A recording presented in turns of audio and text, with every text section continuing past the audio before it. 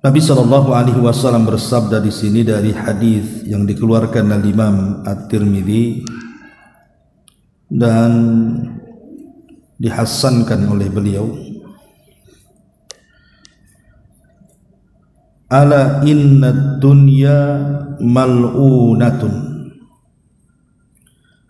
mal'unun ma fiha illa dzikrullahi wa ma walah wa alimun aw muta'allimun.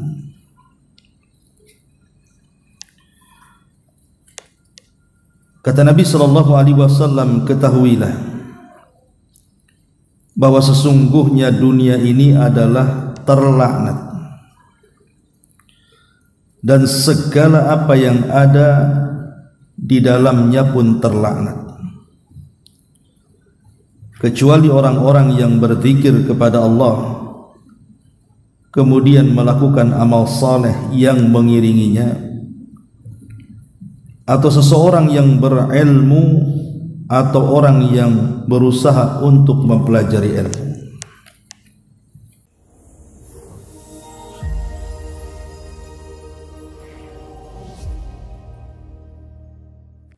Bismillahirrahmanirrahim. Assalamualaikum warahmatullahi wabarakatuh.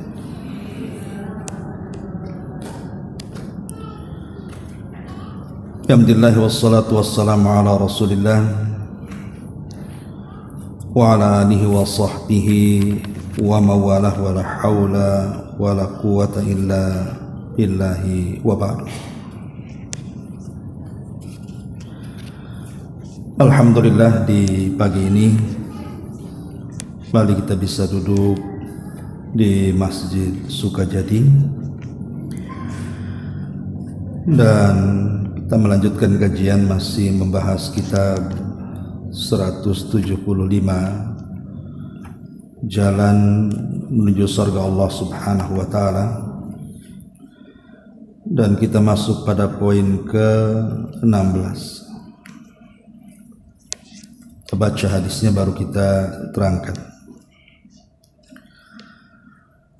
Nabi Shallallahu Alaihi Wasallam bersabda di sini dari hadis yang dikeluarkan oleh Imam At-Tirmidzi dan dihasankan oleh beliau. Ala inna dunya mal'unatun, mal'unun ma fiha illa dzikrullahi wa ma walah wa alimun aw muta'allimun.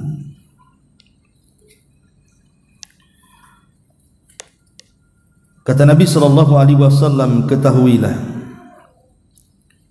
bahwa sesungguhnya dunia ini adalah terlaknat dan segala apa yang ada di dalamnya pun terlaknat,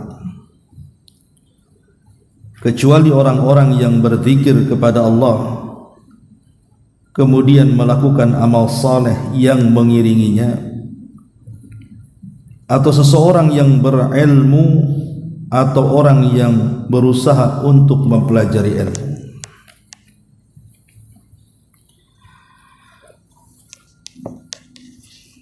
Baik, ma'asyiral muslimat yang dimuliakan Allah Subhanahu wa Ta'ala, di sini pengarang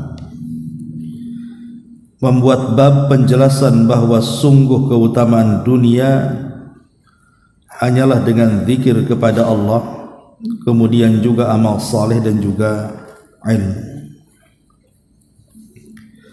Kemudian mendasari babnya dengan hadis yang dikeluarkan Imam Tirmidzi dan dihasankan olehnya. Al-Imam Ibn Taimiyah rahimahullahu ta'ala ketika memberikan catatan kepada hadis ini, beliau mengatakan, laisa fid dunya minal ladzati a'zam min ladzatil ilmi billahi wa dzikrihi wa ibadatihi. Kata beliau, tidak ada di dunia ini yang lebih lezat kecuali orang-orang yang mengetahui tentang Allah, kemudian berzikir kepada Allah dan senantiasa beribadah kepada Allah Subhanahu wa taala. Artinya bahwa yang membuat seseorang lezat hidup di dunia adalah kedekatan dia dengan Allah Subhanahu wa taala. Sebaliknya ketika seseorang jauh dari Allah, maka semua akan menyempitkan hidupnya.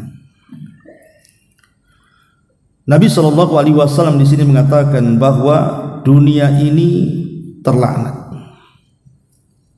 Tentu maksudnya tidak boleh kita melaknat dunia secara mutlak, tidak boleh. Tetapi maksudnya orang-orang yang hidup di dunia dan dia jauh dari Allah Subhanahu wa taala, itulah mereka orang-orang yang dilaknat.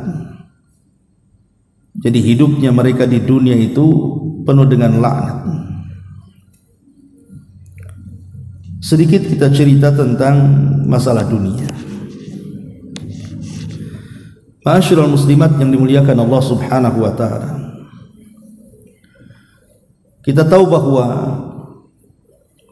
di dalam Al-Qur'anul Karim ketika Allah Subhanahu wa taala bicara soal dunia, selalunya konteksnya celaan. Karena memang dunia ini bisa mengantarkan manusia baik menjadi jahat. Makanya ada istilah para ulama itu sirrut tughyan, rahasia bejatnya orang itu ketika hidupnya dikuasai dunia. Contoh yang nyata dalam Quran adalah kisah Qarun. Qarun ini dikenal dalam sejarah itu seorang yang pakar dalam bacaan Taurat. Jadi kalau dia membaca Taurat, kitab Taurat itu suaranya indah. Orang suka lah kalau Qarun membaca Taurat itu. Samalah mungkin kalau hari ini ibu mengundang para qari, kalau membaca Quran itu kadang-kadang orang bisa nangis. Lah itulah Qarun, kemana-mana diundang untuk membaca Taurat karena memiliki keindahan suara. Itu ketika miskin. Tapi setelah kemudian Qarun menjadi orang kaya, dan kekayaannya tidak ada yang bisa menandingi sejak zaman itu sampai hari ini, bahkan sampai kiamat. Kekayaan Qarun itu tidak ada yang bisa menandingi, saking kayanya. Sampai kunci gudangnya saja dibawa orang-orang kuat. Itu baru kuncinya, macam mana pintunya, macam mana gudangnya, kan itu. Tetapi ketika Qarun tidak bersyukur, dia tidak bersyukur akan nikmat yang Allah anugerahkan kepadanya. Ketika kemudian Nabi Musa alaihi salatu wasallam merintahkan seseorang untuk memungut zakat, datanglah orang ini kepada Qarun, utusan Musa. Tapi Qarun kemudian malah mengusirnya, dan dia mengatakan innama utituhu min ilmin indi. Pergi engkau, karena kekayaan ini bukan datang dari Allah. Kekayaan ini datang dari kecerdasanku. Ini jerih payahku. Jadi Qarun menasabkan harta tidak kepada Allah, padahal di antara rukun syukur itu adalah menasabkan semua nikmat kepada Allah. Lihat Nabi Allah Sulaiman alaihi salatu wassalam. Sulaiman juga kaya raya sama dengan Qarun. Tetapi Sulaiman alaihi salam dia mengatakan hadza min fadli rabbi. Ini semua adalah nikmat dan karunia dari Rabbku.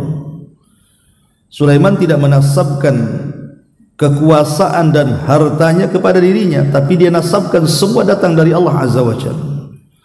Tapi Qarun tidak. Dia merasa bahwa kekayaan itu datang dari kecerdasannya, jerih payahnya, banting tulangnya, dan sama sekali tidak ada keterlibatan Allah di dalamnya. Sehingga apa yang terjadi, maka Allah Subhanahu wa taala gambarkan dalam Al-Qur'an fa khasafna bihi wa bidarihil ardh. Maka kami tenggelamkan Qarun dan seluruh kekayaannya ke dasar bumi. Jadilah hari ini kalau nemu dompet saja dibilang harta Qarun, padahal dompet orang tuh. Setiap ngorek-ngorek apa gitu ya, kemudian ada perhiasan di dalamnya, dibilang harta Qarun. Karena memang Qarun ini bukan dibicarakan dalam Islam saja. Orang-orang Yahudi juga membicarakan, orang-orang Nasrani juga membicarakan soal Qarun. Di Qarun ini luar biasa kejahatannya. Nah, ini sebuah gambaran di dalam Al-Quran bagaimana kemudian Allah Subhanahu wa taala banyak mencela dunia. Makanya di sini Rasul mengatakan, ala inna dunya mal'una, ketahuilah dunia ini terlaknat. Ma'asyiral muslimat yang dimuliakan Allah Subhanahu wa taala, sebenarnya kalau kita bicara tentang hakikat dunia, hakikat dunia ini dijelaskan dalam Al-Quran tepat pada surah Al-Hadid ayat 20. Ibu kalau buka surah Al-Hadid ayat 20, itulah hakikat dunia. Kita baca ayatnya. Allah Subhanahu wa taala berfirman, i'lamu annamal hayatud dunya la'ibun wa lahwun wa zinatun wa tafakhurun bainakum wa takathurun fil amwali wal aulad kamathali ghaisin a'jabal kuffara nabatu thumma yahiju fatarahu musfarran thumma yakunu khutama wa fil akhirati adzabun syadidun wa maghfiratun minallahi wa ridwan wa mal hayatud dunya illa mata'ul ghurur. Allah Subhanahu wa taala berfirman, ketahuilah bahwa kehidupan dunia itu hanyalah permainan. Ini yang pertama, dunia ini hanya permainan. Kemudian yang kedua, walahwun, kelengahan. Kemudian yang ketiga, wazinatun, perhiasan. Kemudian yang keempat, watafakhurum bainakum, saling bermegah-megahan di antara kalian. Kemudian yang kelima, watakathurun fil amwal, saling berlomba-lomba dalam memperbanyak harta. Kemudian yang keenam, wal aulad, dan saling memperbanyak soal keturunan. Itulah hakikat dunia, berarti ada 6. Pertama, dunia ini permainan. Yang kedua, dunia ini kelengahan. Yang ketiga, dunia ini perhiasan. Yang keempat, dunia ini hanya untuk berbangga-banggaan. Yang kelima, dunia ini hanya untuk memperbanyak harta kekayaan. Dan yang terakhir, dunia ini hanya untuk membangga-banggakan keturunan. Itulah hakikat dunia, kata ulama. Coba di dunia ini apa coba? Yang ibu lakukan ya paling di dunia ini senang-senang saja kan, jalan ke sana kemari, itulah kesenangan. Terkadang seseorang melampiaskan dalam kemaksiatan, minum khamar, berzina dan yang seterusnya, itulah kelengahan dia. Kemudian juga mengoleksi, ibu ngoleksi tas, ngoleksi pakaian, ngoleksi perhiasan dan yang semacamnya. Itu apa kalau bukan untuk kebanggaan?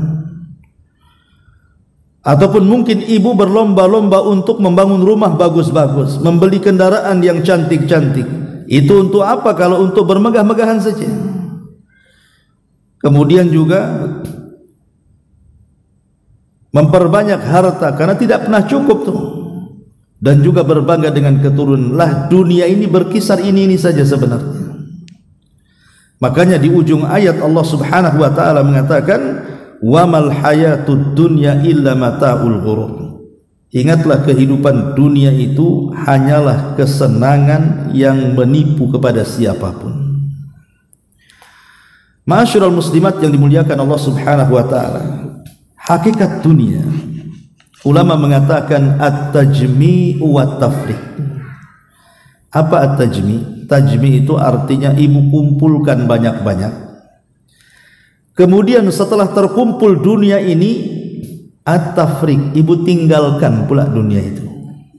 Itulah dunia. Sekarang umpamanya ibu punya rumah bagus, punya kendaraan, beli tanah, ngumpulin perhiasan, kemudian uang pun tersimpan banyak di ATM. Satu hari akan datang kepada ibu itu, boleh jadi dunia yang meninggalkan ibu atau ibu yang meninggalkan dunia. Itu sebuah kepastian itu. Dunia itu cuma dua, boleh jadi dunia yang meninggalkan kita atau kita yang meninggalkan dunia. Kita lihat bencana-bencana alam di negeri kita ini.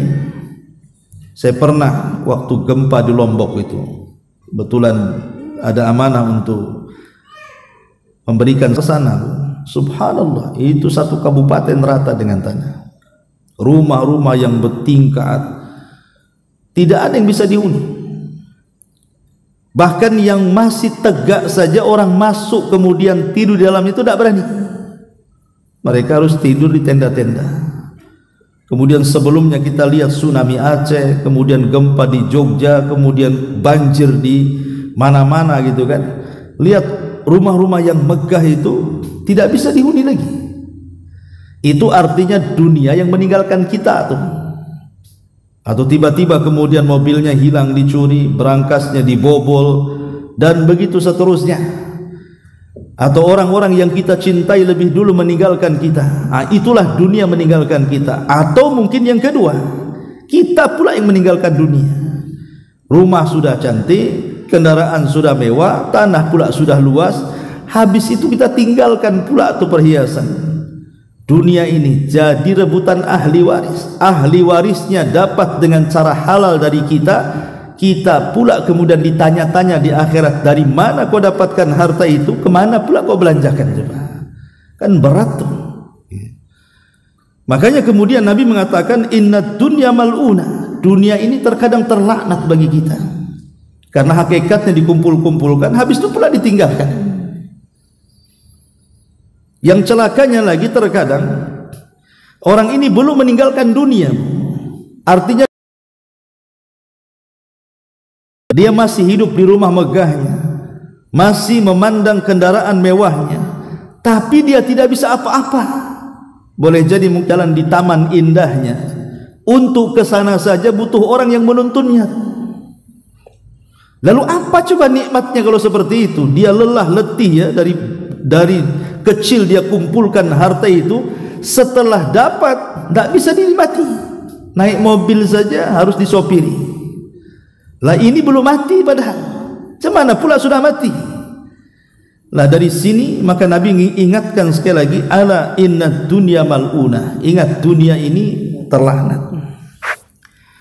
Satu hari Umar bin Khattab radhiyallahu anhu masuk ke ruangan Nabi sallallahu alaihi wasallam. Kebetulan ketika itu Rasul ada masalah dengan istri-istrinya. Ya, Rasul pun terkadang punya masalah juga dengan istri-istrinya. Tapi sekali lagi, masalah yang dihadapi Rasul dalam keluarga itu menjadi sebuah syariat. Sebab kalau Rasul tidak pernah bermasalah, kemudian kita punya masalah, susah pula cara menyelesaikan masalah.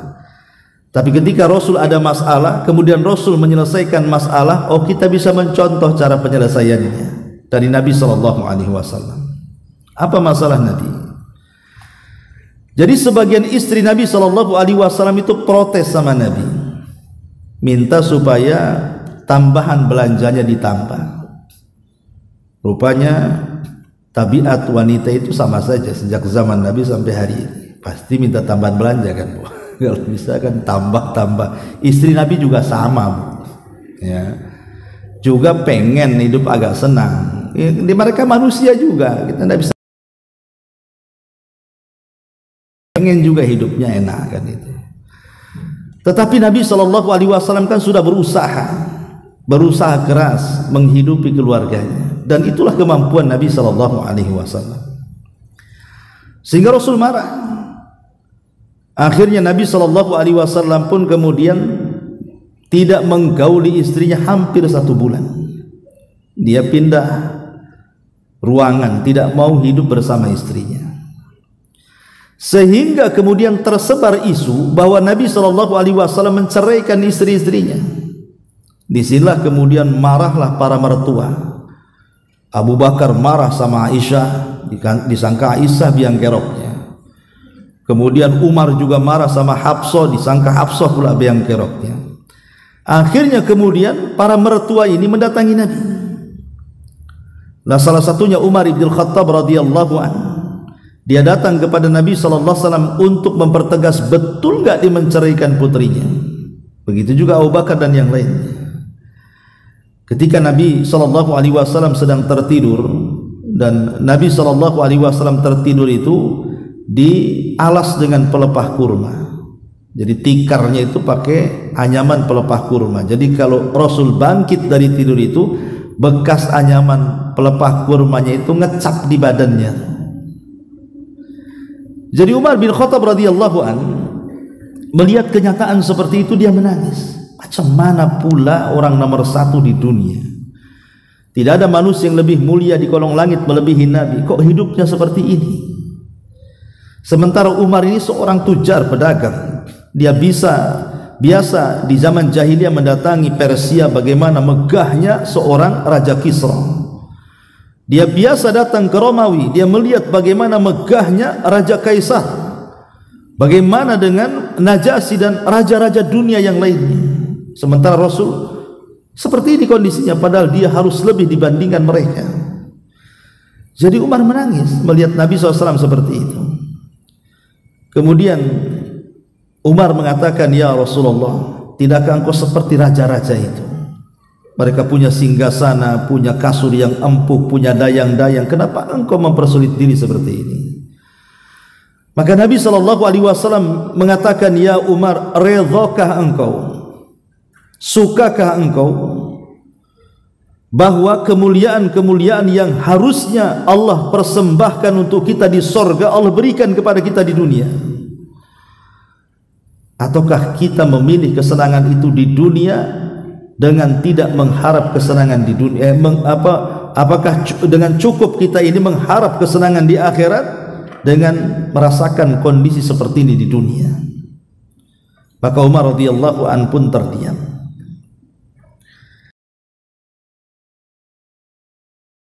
Tentang zuhudnya manusia di dunia ini. Ya, mereka itu orang-orang kafir, mereka senang di dunia karena sorga mereka di dunia gitu. Tapi sorga kita kan bukan di dunia, di akhirat. Tunggu saja, sabar, nanti kita akan mendapatkan jauh lebih baik dibandingkan yang mereka dapatkan di dunia. Dari sini Nabi SAW mengatakan, ad-dunya sijnul mu'min wa jannatul kafir. Dunia ini penjara bagi orang-orang yang beriman dan sorga bagi orang-orang kafir. Ketika seorang ulama besar namanya Al-Hafidh Ibnu Hajar Al-Asqalani, ibu kalau mengkaji kitab Bulughul Maram, itulah karya daripada Al-Hafidh Ibnu Hajar Al-Asqalani, ulama Syafi'i, ulama besar dunia. Ibnu Hajar itu dulunya seorang qadhi,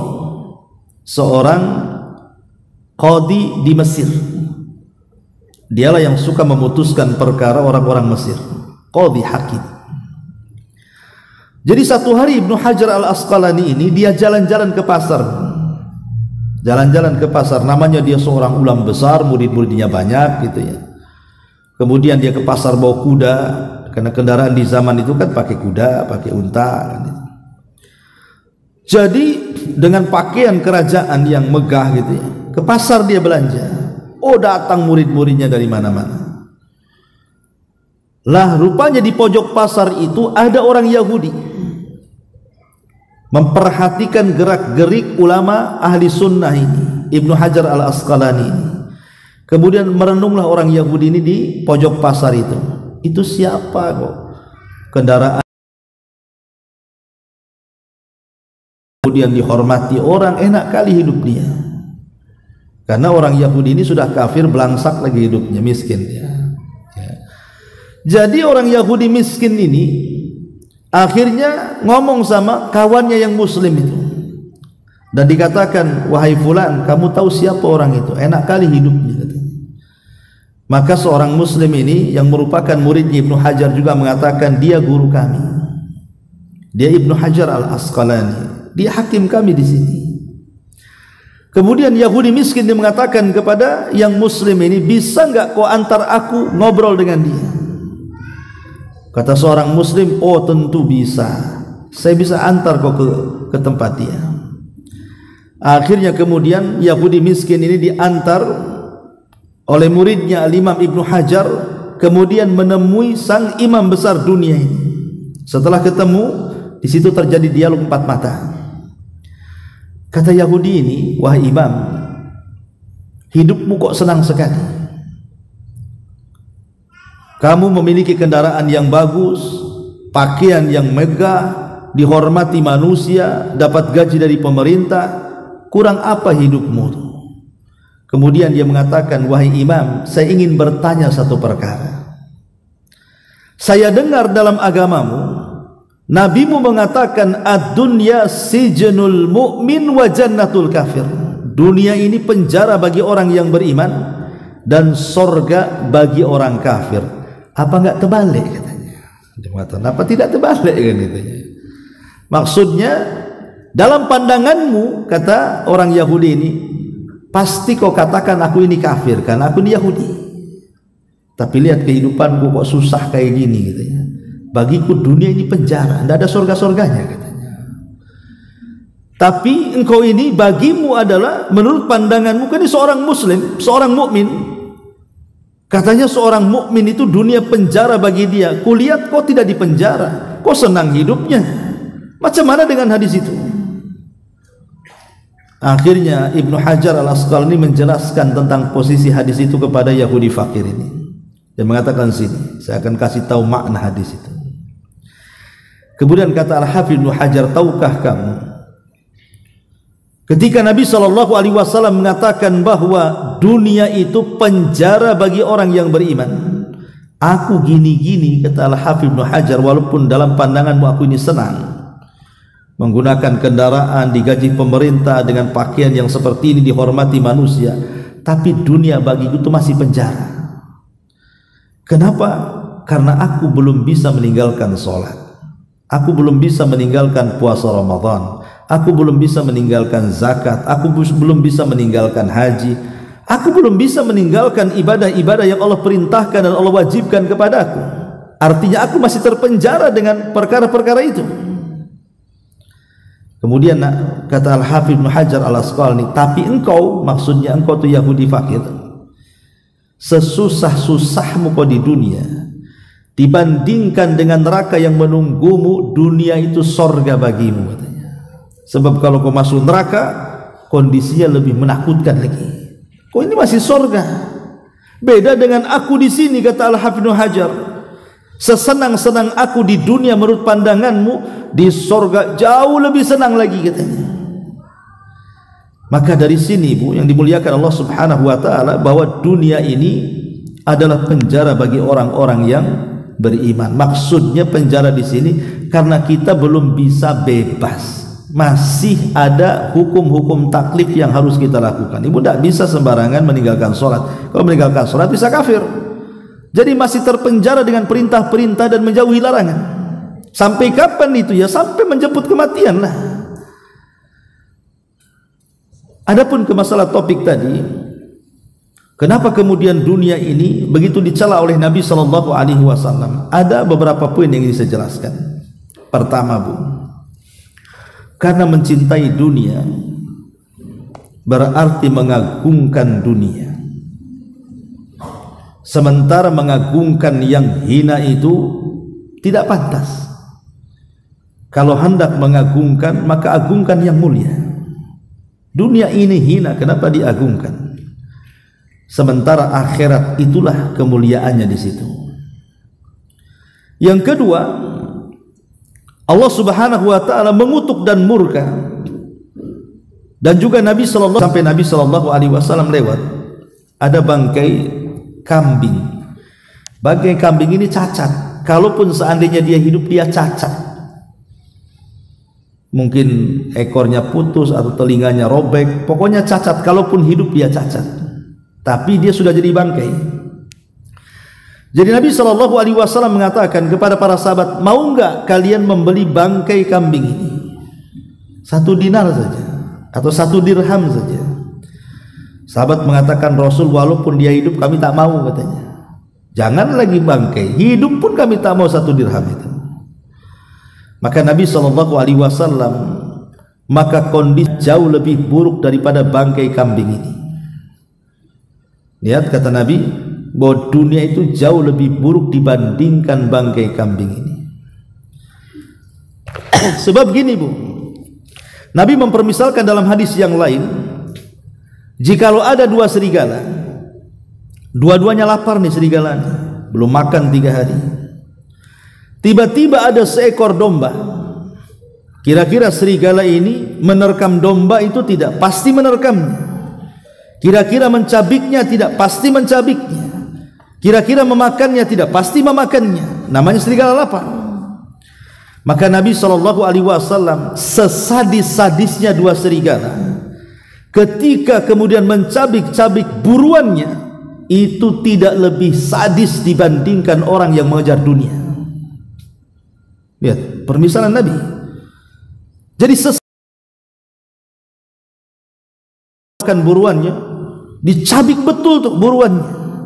Tapi Rasul mengatakan, sesadis-sadisnya 2 serigala lapar yang mencabik buruannya tidak lebih sadis dibandingkan manusia yang mengejar dunia. Karena akibat mengejar dunia, terkadang antar keluarga saja bisa musuhan, Bu. Antar saudara loh tidak bisa tegur sapa gara-gara dunia, kan. Contoh masalah waris saja yang mudah. Tapi banyak gara-gara waris akhirnya tidak kenal saudara. Bahkan ada seorang anak yang tega membunuh orang tuanya karena ingin mempercepat dapat warisan. Banyak tuh kejadian seperti itu. Diracunnya orang tuanya supaya cepat mati dapat warisannya. Antara teman, coba, yang tadinya akrab bisa musuhan. Itu gara-gara dunia semuanya. Jadi dunia ini merusak segalanya. Terkadang tak jarang, Bu, orang itu nyewa orang jahat supaya orang jahat ini menyakiti orang lain hanya karena dunia. Sikat sikut sana sini dan begitu seterusnya. Sampai saya itu punya kawan bekerja di instansi pemerintah. Dia cerita, kami itu di dalam itu, wah luar biasa persaingan itu, sikut sana sikut sini katanya. Kalau kita tidak ikut alur mereka, kita terbuang dari situ katanya. Lah seperti itu kondisinya, kan. Makanya wajar kalau Rasul mengatakan sesadis-sadisnya serigala itu masih sadis manusia lagi. Hanya dunia ini yang kedua. Yang ketiga, mencintai dunia ini berarti menjadikan dunia sebagai tujuan hidupnya. Tujuan hidup manusia ini bukan di dunia. Karena setiap hari kan kita bisa melihat ada orang yang meninggal dunia. Hari-hari kita melihat ada orang meninggal dunia. Entah dibunuh, entah kemudian disakiti, entah memang mati, wajar dan begitu, saudara. Tapi hari-hari loh kita melihat ada orang mati. Bahkan terkadang kita yang mandikan, kita yang mengkafankan, kita yang menguburkan. Artinya dari sini bahwa dunia ini kan bukan tujuan, buktinya ada orang mati. Bahkan kita saja sudah akan merasakan kematian yang usianya mungkin di atas 50-60 itu sudah terasa tuh kematian itu menjemput kita. Karena apa? Dengan mulainya lemahnya badan kita, tenaga sudah tidak kuat, melangkahnya sudah ngos-ngosan dan begitu seterusnya. Sebenarnya logika-logika itu bisa kita gunakan bahwa dunia ini bukan sebagai tujuan hidup. Makanya Rasulullah SAW sampai mengatakan kepada Ibnu Umar radhiyallahu anhuma, wahai Ibnu Umar, jadikan dunia ini tempat safar dirimu, hanya singgah sesaat kemudian kau berangkat lagi. Kemudian yang ketiga, kata para ulama bahwa dunia ini kalau terlampau dikejar maka akan meninggalkan keikhlasan kita kepada Allah. Dalam sebuah hadis Nabi SAW mengatakan bahwa orang yang pertama disentuh api neraka itu siapa? Salah satunya orang kaya yang ahli sedekah. Bayangkan, harusnya orang kaya yang ahli sedekah kan masuk surga, tapi tidak pula orang ini justru yang pertama dipuji orang, ingin disanjung orang, akhirnya jangan itu, nggak bayar tuh, nggak usah ngutangi lagi sama dia. Boleh menggibah seperti itu, ya, tapi hanya sebatas cashnya saja, Bu. Karena bayar kita boleh menggibahnya dalam bab tidak bayarnya. Jangan, ya, bukan yang sama, jangan lebih, nggak boleh lebih itu. Ada orang kata saja. Pemanya ibu dikatakan oh dasar kancil, ibu boleh membalik katanya, jadi nggak boleh nambah. Jadi boleh kita ini membalas keburukan tapi dengan keburukan yang sama. Lah orang yang menggibah orang yang tidak mau bayar hutang pun dalam bab itu saja, jangan kemana-mana. Itulah indahnya Islam. Jadi masalah dunia ini akan mencerai-beraikan ukhuwah al-imaniyah. Kemudian terkadang juga tashabbatat qalbul abdi.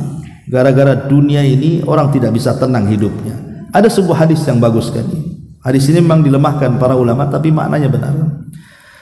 Kata Nabi sallallahu alaihi wasallam, man ushriba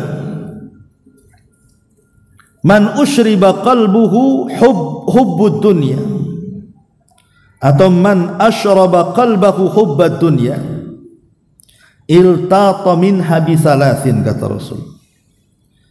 Barang siapa hatinya dipenuhi dengan cinta, tiga perkara. Yang pertama, syaqa'in la yanfad anahu wa hirsin lam yablugh ghinahu wa amalin lam yablugh muntahahu. Kata Nabi SAW, kalau orang sudah dicintakan dengan dunia, pertama dia akan mendapatkan penderitaan yang tidak akan pernah berakhir. Yang kedua, keinginan yang tidak akan pernah tercukupi.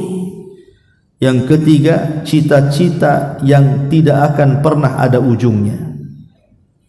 Ini tiga perkara. Orang kalau terlampau cinta dunia ingin mengejarnya, pasti yang ada penderitaan. Pasti semua keinginannya tidak mungkin terpenuhi dan cita-citanya tidak mungkin tergapai. Kenapa? Karena dunia ini kan tidak pernah puas mencarinya, Bu.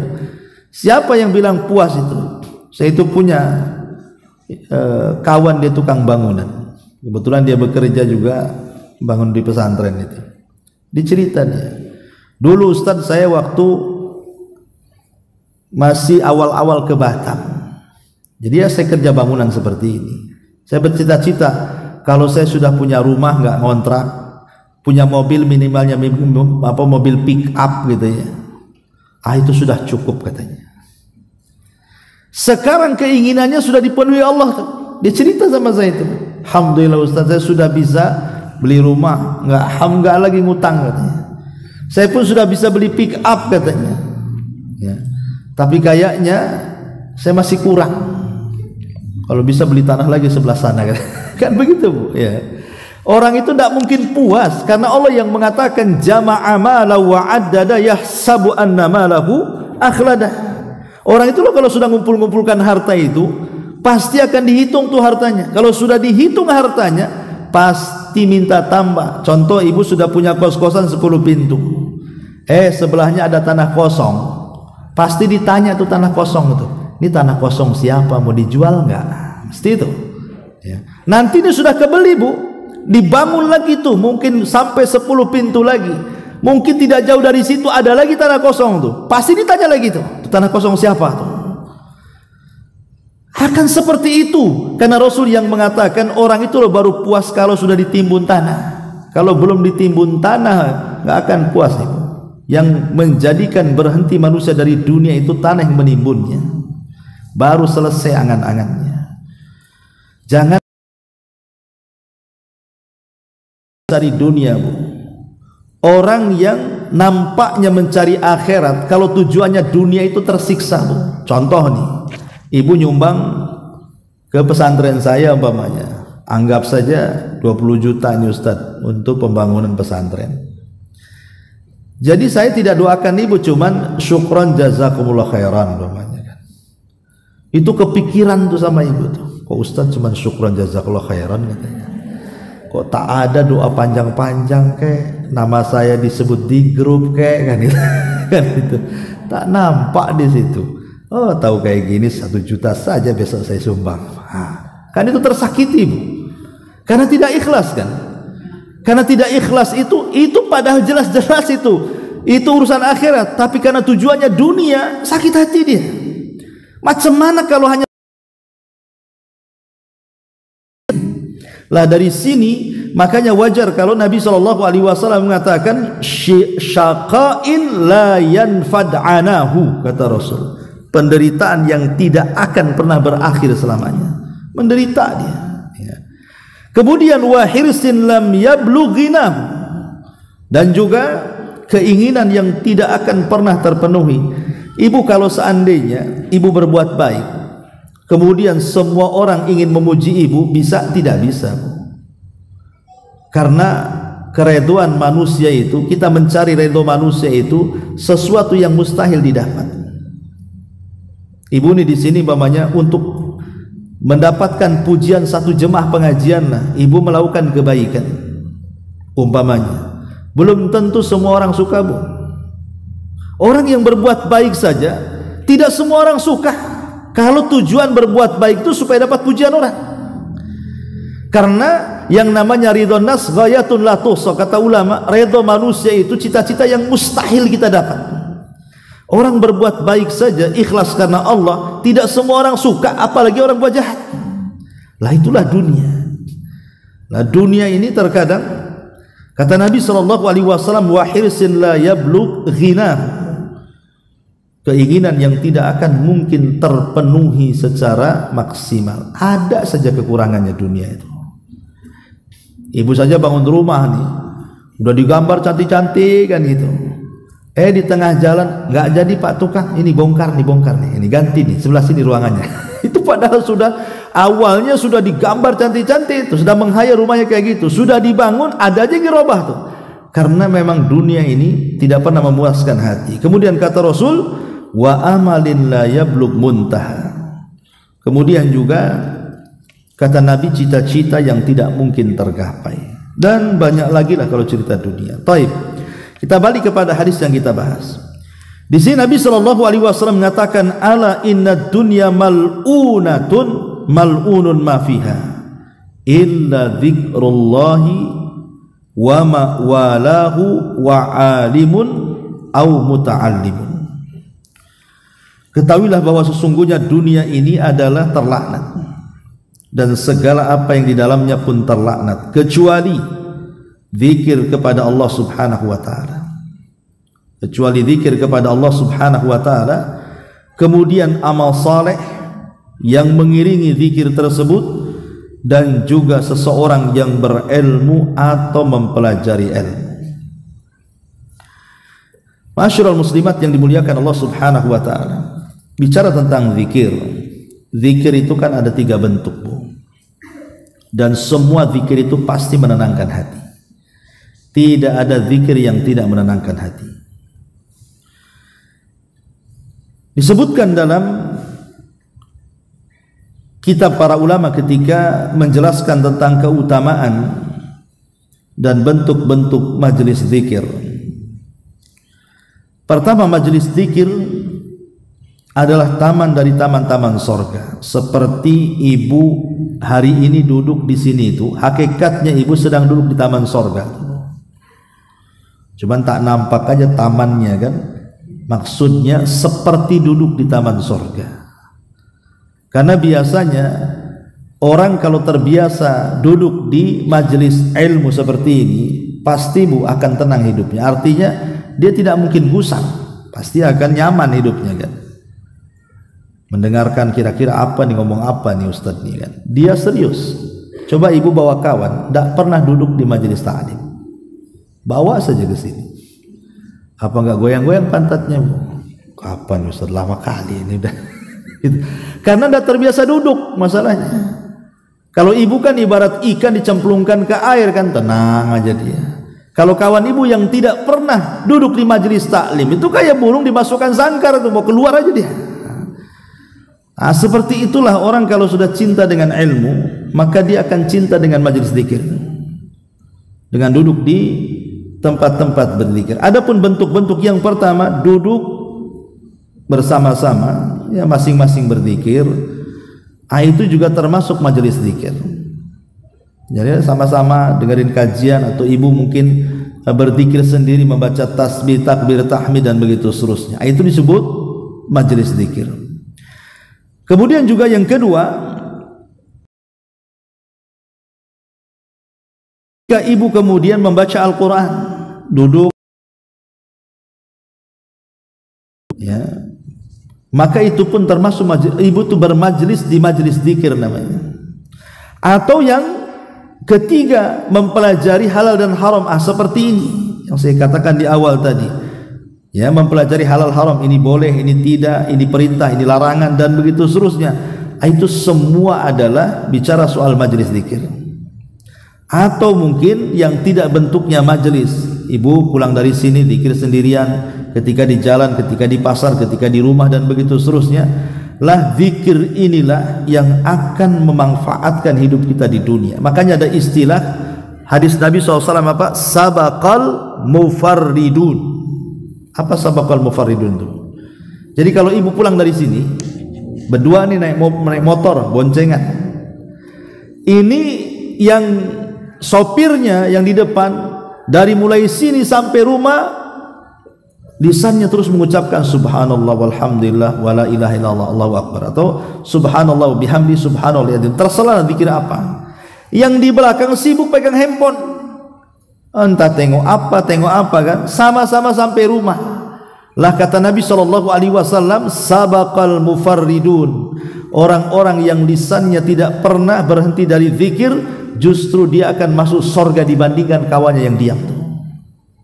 Sama-sama pada pulang dari majelis taklim kan, sama-sama pulang dari sini nih, tapi pulangnya dan berangkatnya yang satu zikir, yang satu diam. Maka yang suka berzikir ini kata Rasul, mereka lebih mendahului kita masuk surga dibandingkan kita yang diam. Ini kan luar biasa, ya. Itu kalau cerita zikir. Adapun zikir ini kenapa kemudian dikecualikan dari dunia yang terlaknat ini? Kenapa Nabi SAW memilih zikir? Karena memang zikir ini amalan yang ringan, semua orang bisa melakukannya. Ibu bisa melakukannya, bapak bisa melakukannya, anak kecil, orang remaja, orang dewasa, orang tua, orang sakit, orang sehat, orang safar, orang mukim, semua bisa melakukannya. Tidak dibatasi tempat, tidak dibatasi waktu, coba bayangkan. Semua bisa melakukannya. Tidak orang bisu, tidak orang bicara, tidak orang tuli, tidak ada orang mendengar. Semua bisa berzikir, karena zikir itu bisa dalam hati, bisa dengan lisan, bisa dengan pikiran kan. Makanya amalan zikir ini semua orang bisa melakukannya. Dari situlah Rasul SAW memprioritaskan yang pertama kali zikir. Baru setelah itu wa mawala, amalan yang mengiringi zikir, wa alimun au muta'allimun, orang alim ataupun orang belajar. Ma'asyiral muslimat yang dimuliakan Allah Subhanahu wa taala. Kenapa di sini Nabi SAW mengatakan alim wa muta'allim, orang yang berilmu dan orang yang mempelajari ilmu? Karena kalau bicara tentang perbandingan ilmu dengan dunia, itu banyak. Contohnya ilmu itu bisa menjaga kita, Bu, tapi dunia itu kita yang jaga. Kalau ibu punya ilmu, ilmu yang menjaga kita tuh. Tapi kalau kita punya harta, kita sibuk menjaga harta. Yang kedua, ilmu kalau diamalkan, Bu, itu bertambah. Harta kalau dibelanjakan pasti berkurang, ya.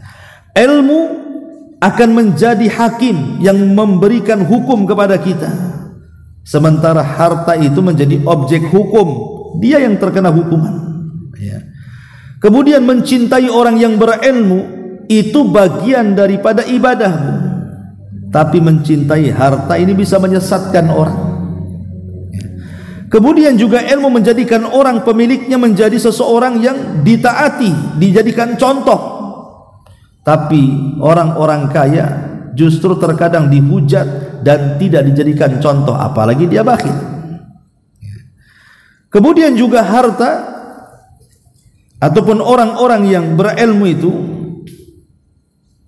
mereka senantiasa dihormati di dunia dan di akhirat, lah pemilik harta ini udah dicela di dunia, dicela pula di akhirat. Dan banyak sekali perbedaan ilmu dan harta, sampai Imam Ibnul Qayyim rahimahullahu taala menyebutkan 40 poin bagaimana harta itu tidak lebih baik daripada ilmu dan para penuntutnya. Wallahu a'lam bishawab. Ini yang bisa saya sampaikan, Bu, yang singkat. Intinya bahwa tolong berakhlak kepada Allah. Membahas tafsir dari surah Al-Imran. Lahirlah Imam Muslim, Abi Dawud, Tirmidzi, Ibnu Hibban. Jadi ketika Yunus alaihi salatu wassalam terkena undian itu,